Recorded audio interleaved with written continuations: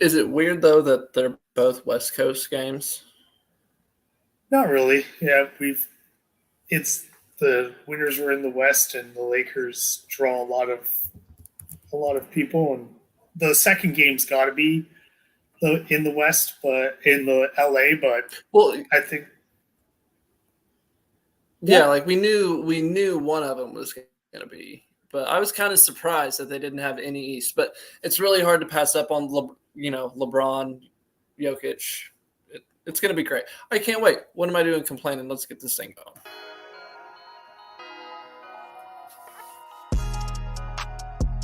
actually, commentary is Christmas Eve in our worlds.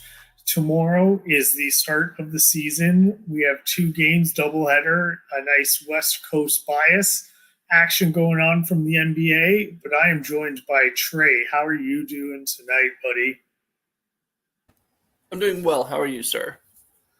I know that's a lie, but let's keep it rolling for all the people. I am doing okay too. That is not a lie. That is a shout out to Howard Beck and the Low Post, or not Howard Beck. It's who's the one? Is it Abbott? Maybe. Yeah. One of them. One of them. When he goes on the Low Post, Zach always asks how he's doing, and he always says doing well, and he always makes an emphasis on the well. So I say that in homage to the Low Post. All right. Well, we love some good basketball talk on here. We're hoping to get some done ourselves. Uh, we put out a double pod last week with the East and West over unders. I think it was a fantastic time. So we're just going to go through some awards today, and then we'll discuss our what we're looking for tomorrow. How does that sound, Trey? I mean, yeah, we can get our awards on the record right before, so like we get to see right down. We are the most informed on these because there are some people out there that might look at defensive player of the year, and I think if you look at FanDuel right now, Jaren Jackson Jr. is the favorite to win that award. I don't think he's going to be the favorite to win that award with Steven Adams being out for the whole year. So we are going to be as informed as we can be. Yeah, that's surprising that they didn't change the odds with the news of Stephen Adams being out for the season. I think he's not going to play a lot of minutes because they're going to have to keep resting him for the tight spots when they absolutely need him at his best. So, but we don't want to start with defensive player of the year. Do we want to start with rookie of the year, the first timers? I mean, I guess if you want to, is this like starting off with like the easiest one? It's if Wemby doesn't get hurt, it's Wemby. He's special. I'm sorry, Sean, but you've seen the clips, like you've watched the footage, you've seen it. I still got to go with Scoot. I think Scoot Okay, at because Wemby has negative odds, so I'm paying money to win money. Like I don't really that's know. fair. It's Well, I'm just it. going on who's going to win. But so if we're playing that game, it's Cheddar Scoot. The others are like plus 4,000 and more. So you're going with Scoot. I'll go Chet then. I'll go Chet. I'm happy with that. I think he took it a little personal, the Wemby stuff. He made sure to let people know there was a headbutt, and I can see Wemby getting some hype, but Chet taking it personal, putting up some numbers, and if the Thunder make a jump like I think we both expect them to, that's really going to help him out. So I'm good with that, but I think we both know if Wemby stays healthy, it's his award to lose. Yeah, he'll be the front runner. He'll have all the news. Uh, it's gonna The hatred and disdain in your and annoyance in your voice. I am so here for your Wemby hatred. it's if the Spurs are going to skate by, they won't win a ton of games. But I think I had them in the playoffs if I remember correctly, or in the play-in area, or just outside. But yeah, the way he's playing defensively, it's going to overshadow. And I'm looking forward to hearing some people declare him the defensive player of the year after week one, when you have to play 60 some odd games to get the award. Well, he is tied for 5th in the odds. So if you want to talk about him then, we can bring him up then too. But I mean, I think this one was kind of easy. So what do you want to jump to next? Do you want to do defensive player of the year? Let's do defense player of the year. Let's use that as a segue. Those are pretty all good big odds all the time. Yeah, and those are pretty good odds for Wemby. I wouldn't fault anybody for doing that. I think Jaren Jackson Jr., you are correct. It's not going to be him this year. Which do we have Giannis playing a little more defense this year with Dame there to help him out? Yeah, I think Giannis is my pick. He's going to be my pick for defensive player of the year. I think he is going to. I think, again, like you said, Dame is going to be in front of him. When you have Jrue Holiday in front of you, it's great because not a lot gets around him, but you don't get as many blocks. You don't get as many, you don't get to make as many highlight plays. So I think with Dame lifting up the offense, it's going to let Giannis, Middleton, and the rest of them kind of hopefully focus on the defensive end. And I think him or Anthony Davis are the two favorites, but for me, I think this is Giannis's big bounce back year. I think, especially after how the playoffs went last year. So I've got Giannis as my pick. You as well, it sounded like? Yeah, I've got Giannis. I like that you brought up AD. I think if the Lakers make a push and you've got LeBron James and hit everybody around him trumpeting AD for DPOY, I think he'll get a lot of hype. But you're exactly right with Giannis. It's Dame helping him on offense and taking a load off of him so he can put more effort on the defensive end. Bam Adebayo is not bad at 1,200 plus 1,200 if the Miami Heat have a half-decent season like we think they're going to be and he plays well on defense. They just go into we'll win the games 89, 88. We're going to average 87 points for the season, and defensively we'll average like 90 Don't or talk something. me into the Heat, man. I already got talked into him last time, but as much fun as everyone has with these 120 to 130 games, give me an 85 to 90 defensive battle any day of the week. Not bad offense, but good defense. I'm here for it. But yeah, I think Giannis has that one on lock for me. Yeah, so let's jump to most improved player of the year. Mikal Bridges is the favorite at plus 1,000. You've got Tyrese Maxey at plus 1,100, Jordan Poole at plus 1,200, your boy Cade at plus 1,500, Anthony Simons, who's perpetually on all the preseason stuff every year, plus 1,700. We just got to stop trying to make him happen. It's not going to happen. What's funny is, so before I even looked at the list, I was like, I've got somebody in mind. And I had to hit show more, and then I had to scroll down a little bit. But all the way down there at plus 3,500 is Obi Toppin. He's been in. I think voters, they really don't like voting for second-year guys. I don't think they really like voting for third-year guys either. But he's been in the league a while. You saw him do the between-the-legs dunk for the Pacers in the preseason, so he's definitely feeling himself and feeling the vibes in Indianapolis.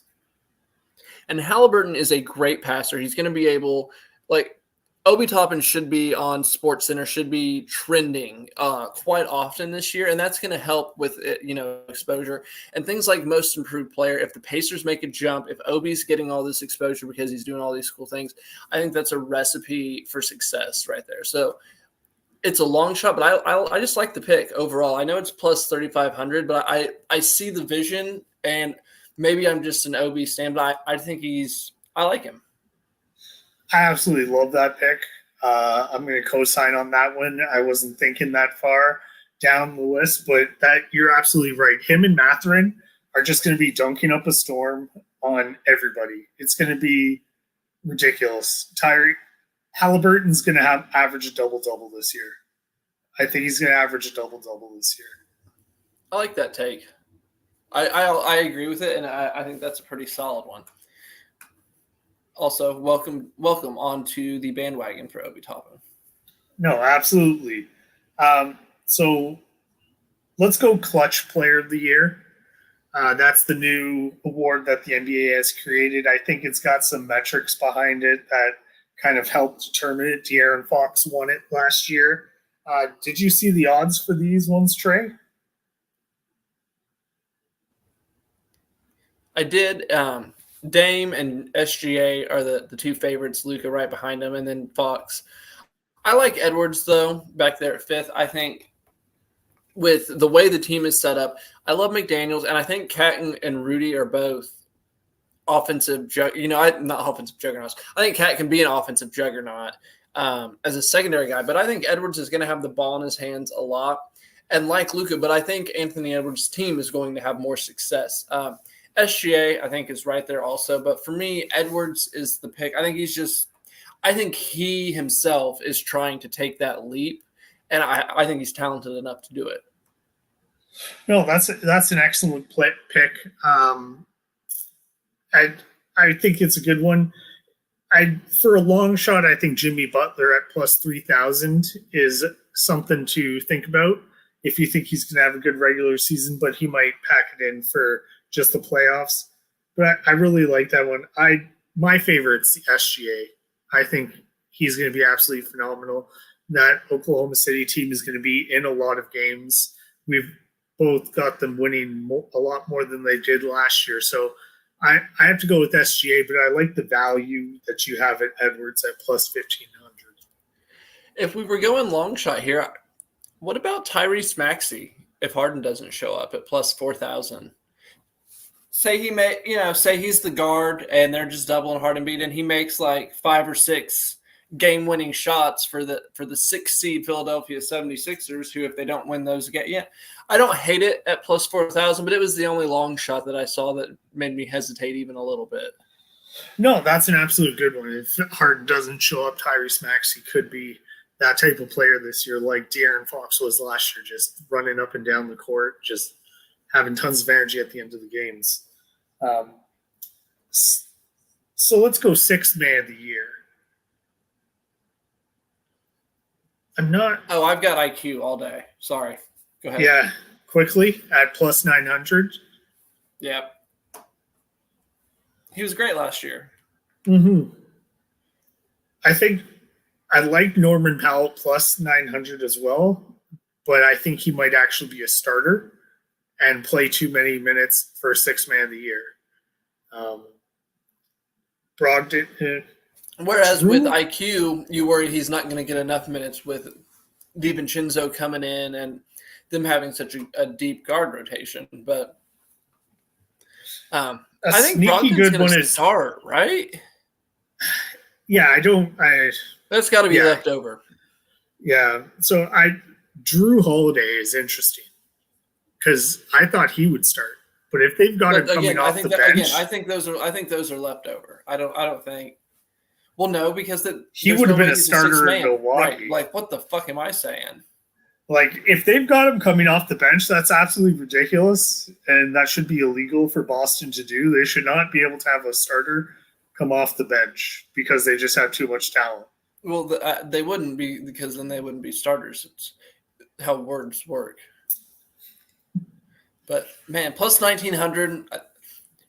I like those odds, but like you said, I don't think he's going to be a 6th man. So I'm still picking IQ. Dude, what about Chris Paul at plus 1,700? He'll be a 6th man. I think he's going to start too many games. I don't think he will. I think Curry's going to miss games. I think Clay's going to miss games. I think Draymond's going to miss games. Like, there might be another vaccine. Wiggins might miss another 20 games. Like, wow. The thing with the Warriors is literally, even if Looney is out, it might be Chris Paul coming in. Whereas normally the backup point guard's only coming in if the point guard misses time. I think Chris Paul starts for 1 through 4, maybe even 5 some nights. I think he's just the guy who gets inserted into the lineup. So while he's not the starter, I think he might start 40 games just because between, all other 4 starters missing 5 games apiece, and he covers for each of them. Boom. That's 20 games right there. Yeah. Yeah, you're right. He might. I like Malik Monk. That's my pick for 6th man of the year for the Kings. I think we could go a huge Kentucky sweep on some of these awards. DPOY, Anthony Davis, clutch player. We could either go Devin or Jamal or De'Aaron Fox again, and then Malik Monk at 6th man of the year.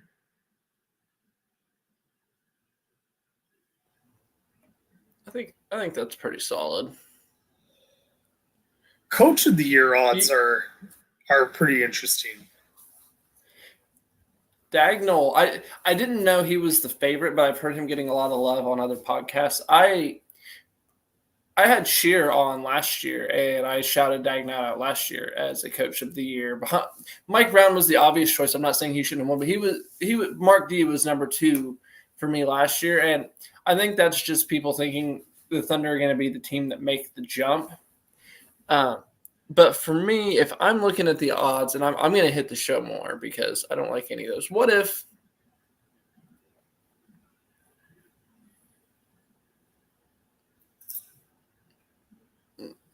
nope, I'm not going to say that one. I'll throw up in my mouth.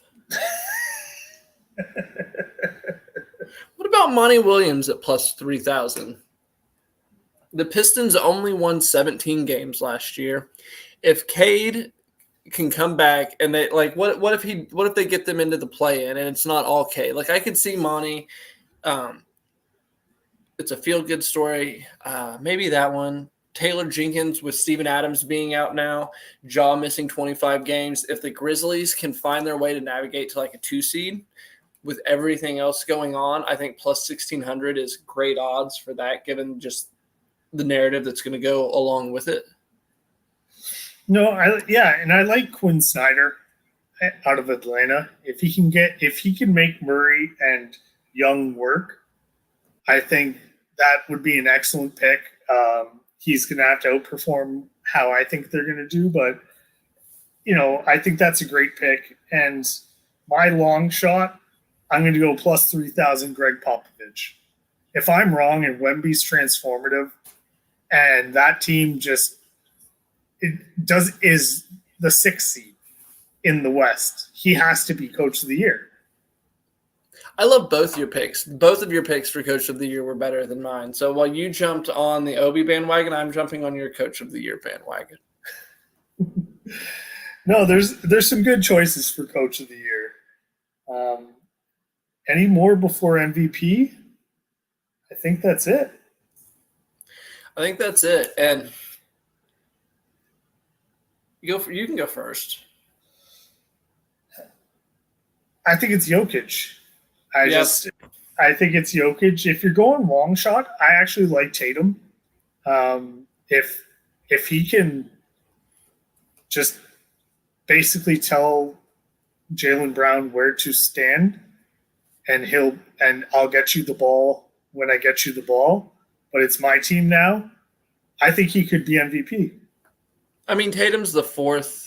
He's 4th. I don't know that that's a super long shot at plus 750, but I agree with you. I've got Jokic at plus 430. I was listening to another pod, and somebody said they were picking Jokic to win MVP because it was his turn to get it back, and I had honestly forgotten that he didn't get it last year because he's just that good. And I know Embiid earned it, but Jokic, he's been on another level. And while I think Giannis is going to be focused on the defensive end, I think MVP is an offensive-focused award, and Jokic is going to bring it home. Mm-hmm. I do like Tatum. He's going to be the best player on what is probably going to be the best team. He's a two-way force, which helps, and it especially helps when you're on a defensive team like the Celtics are. So that defense is going to shine. But what about Steph Curry at plus 1,400? If Clay is healthy and the Warriors are able to come storming back, but I think it's Jokic. It's Jokic's to lose.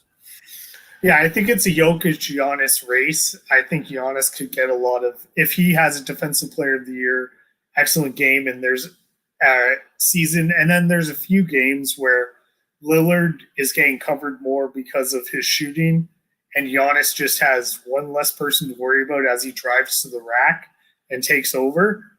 That's where Giannis can shine on the offensive end, just impacting games that way. But it's Jokic is the top choice. He'd have to get injured to not win it. In my mind, this isn't one that you're looking for a long shot. It's just not going to happen.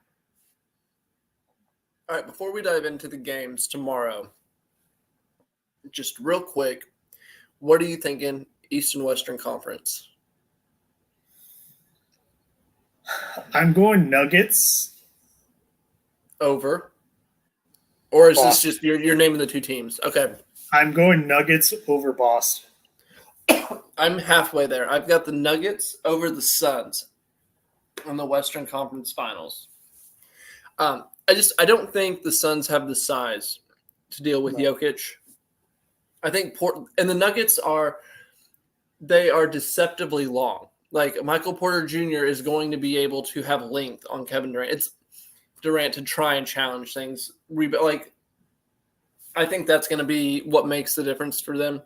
But I've got Milwaukee, I think, over Boston. And so for me, on each side of the ball, if I'm Boston, where are you hiding Dame? I think you hide him on Jaylen Brown, and you literally just tell him, I don't care what he does, just make him go left. If he gets past you with his left hand, that's fine. The help will come, and then you rotate, you do your thing. But I think that's the question on that end. And then on the other end, you're having those Dame and Giannis pick and rolls. So Horford's probably going to be out of the picture. Porzingis, I don't think he's mobile enough. Can Tatum guard Giannis when Giannis is coming downhill? I think those are the two big questions I have. Is can Boston deal with Giannis rolling downhill? And can Dame make Brown hesitate enough that Milwaukee can play defense around him? Those are excellent points. I love the matchups that you got. That is going to be one of the questions. I think Boston needs to seriously look at a more durable center to back up KP, like a Steven Adams type. But that's unnecessary? Why are you throwing shots at Steven Adams? Like this I'm not throwing shots at Steven. He got hurt last year. He's gonna miss this whole year, and you're like, they need to find someone durable like Steven Adams. Like, sorry, that's not what I meant. He's the gold standard for the backing up of somebody who's a little fragile. So that's what I was thinking. Unfortunately, he hasn't had I think that's why he's getting injured, is having to do what he's doing.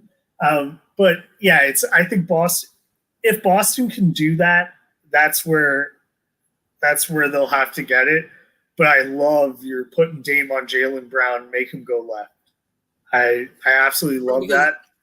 Dame's not a good defender, but he is a willing defender. And if you tell him, hey, all you got to do is just stay on this guy's right hand, just force him left, and that is your only defensive goal. Like, I feel like that's something you can do, because at first I thought, well, Derek White's probably their weakest player, but he doesn't have any real offensive weakness that you can just coach Dame to try and exploit. Because when you have a bad defender, you just kind of want to make it. You want to make that thing neutral, and I think that's the way to do it. No, that's actually so. I look forward to seeing if that happens. I've got the Bucks over the Nuggets because I'm a Giannis stan. I am a defensive guy, and I think it would just be an amazing matchup. But I would have the Bucks over the Nuggets because I've been on that Giannis train for years. You know this, and I'm not stopping now. So Nuggets or Celtics for you? I took the Nuggets over the Celtics, but I love your pick. Going off of what you did with the Bucks in the semifinals, who are you hiding Dame on in against the Nuggets? Who are their starters? It's their shooting guard guy, Braun. Christian Braun. Yeah. Christian Braun. Yeah. But what are you stopping him from doing? Because he can shoot. I mean, that's what you stop him from doing. How is Dame doing that? I mean, ideally, that's just the only thing you ask him to do. You don't you just have to you just have to stay with him. You don't have to help off of him. You just, when he goes through a screen, go try and get around it. And he probably won't. and that'll be a problem. But like for me, that's when you just tell him, hey Dane, you just try and chase this guy around, stay close to him so he's not getting the shot. Don't worry about helping off of him. You don't have to worry about rotating. Just focus on him, and we can play 4-on-4. He's 6'6". How tall is Dame? Okay. Like 6 feet. Okay. I don't see myself as a 6-footer having a lot of ability to stop a 6'6" guy from getting his shot off. I mean, if you're up in his if you're in his space, you can contest the shot. And if the Nuggets want to win the finals by posting up Christian Braun as their offense, then they're going I feel like then Milwaukee did their job. Like if you force them into that kind of offense when you have Jokic and Murray, then that's a win. Yeah, no, I think that your best bet if you're putting Dame on him is, like you said, he's able to get around the screens, and he just has to stop the ball from getting to Brown. That's going to be, I think that has to be his job, is just getting between the passing lanes, make sure he doesn't get the ball, because whenever he gets the ball, he can just rise up over Dame. But I think it's an interesting season coming up for the Bucks.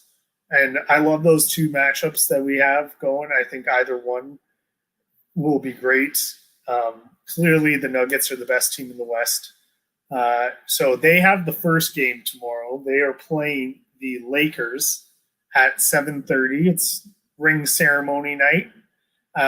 Following that is the Phoenix Suns at the Golden State Warriors in San Francisco, or Santa Clara or Santa Cruz, wherever they are. What are you expecting tomorrow, Trey? I mean, I'm expecting two good games. What I'm watching, I'm curious how Denver looks without Bruce Brown. I thought he was just such a player they could lean on to do all the little things to just help them out of any jams they were in. And I just kind of want to see how that works. So that's really what I'll watch for first, just to see how they're going to have to fill that hole. No, I think it's going to be a great game. I'm looking forward to all the chatter about the white on white of Austin Reeves versus Christian Brown. That's going to be an interesting matchup. But LeBron James, I'm very interested to see how he comes out in this game, watching Jokic get a ring. And yeah, I think we might see a vintage LeBron game. He looked pretty spry that little bit he was out there. So I think you might be right. As for Warriors Suns, I know everyone is excited to see the Suns. For me, I just want to see Clay. If Clay is healthy, I think the Warriors are real contenders. And I think the Suns are going to take a little while to figure it out. I'm more interested in watching like the 25th Suns game rather than the first Suns game. But Clay has been playing all off season. He's in much better shape than he was last go around. And if Clay can get back to being like, a little old Clay, that's significant for Steph Curry. No, you're exactly right. If he is having an excellent season, vintage Clay, that could vault the Warriors up the standings really quickly. And it's funny because we always talk about the Suns and their lack of height, but it's actually the Warriors who have the most lack of height in the NBA. It feels like Kevon Looney's their only center, quote unquote center on the roster. They've got Dario Saric, who's having Phoenix Suns flashbacks when Ayton was the only center on that roster. But Nurkic against Kevon Looney could be interesting. But I think this is the type of matchup that we may be seeing a preview of a good second rounder between the Warriors and the Suns.